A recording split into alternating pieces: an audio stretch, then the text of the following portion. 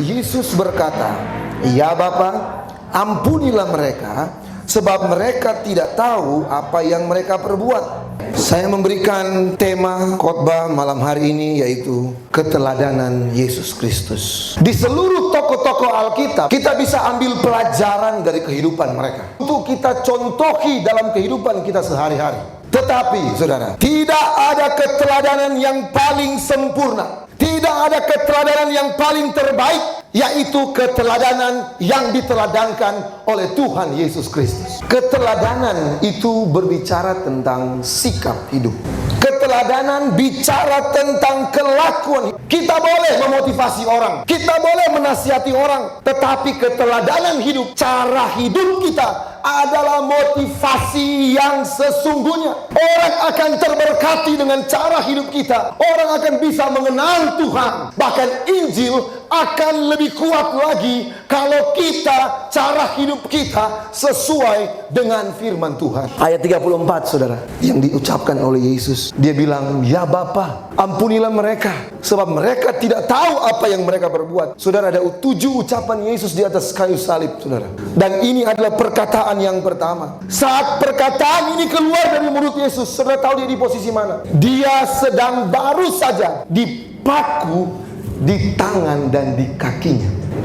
Di posisi ini saudara, salib baru saja ditegakkan. Saat tersakit yang dia alami, dia berdoa, "Ya Bapa, kalau ada kesakitan yang sedang saudara alami, lakukanlah hal yang paling pertama, bukan cerita orang, bukan status di Facebook, berdoa saudara-saudara. Bawa kepada Tuhan, bawa itu kepada Tuhan." Kenapa saya katakan berdoa? Karena di dalam doa tidak ada satupun yang tidak bisa diselesaikan oleh Tuhan. Kenapa bisa?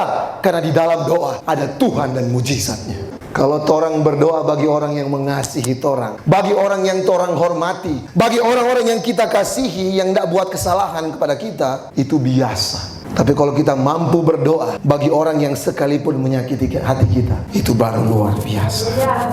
Karena dendam, iri hati, dengki, itu ikatan.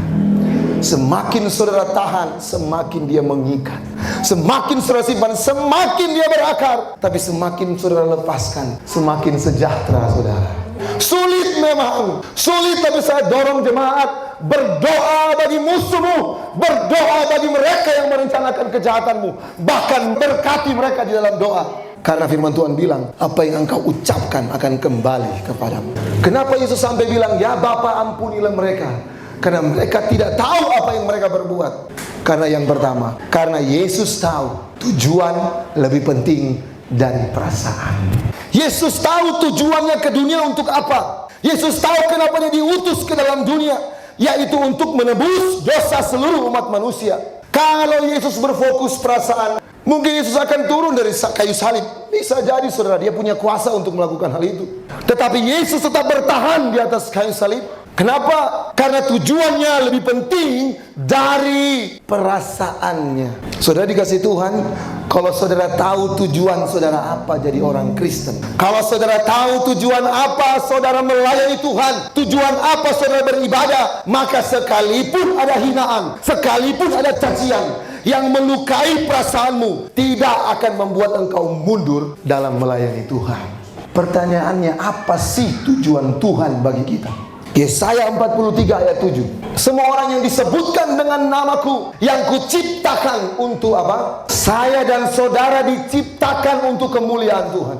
Anda diciptakan untuk kemuliaan Tuhan. Saya diciptakan untuk kemuliaan Tuhan." Artinya saudara, semua yang kita lakukan hanya untuk menyenangkan Tuhan.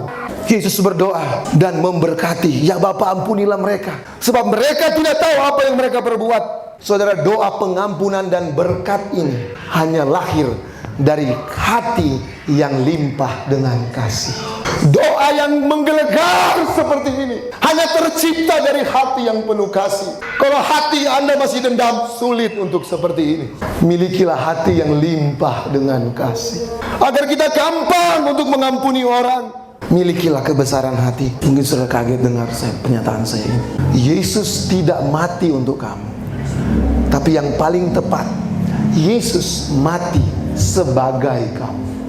substitusi. Anda yang harus dihukum, Anda yang harus menerima hukuman itu, tapi Dia gantikan agar saya dan saudara menikmati hidup kekal. Dan yang terakhir, kenapa Yesus sampai mengucapkan perkataan ini? Karena Yesus tahu kejahatan dibalas dengan kejahatan itu bukan jalan keluar.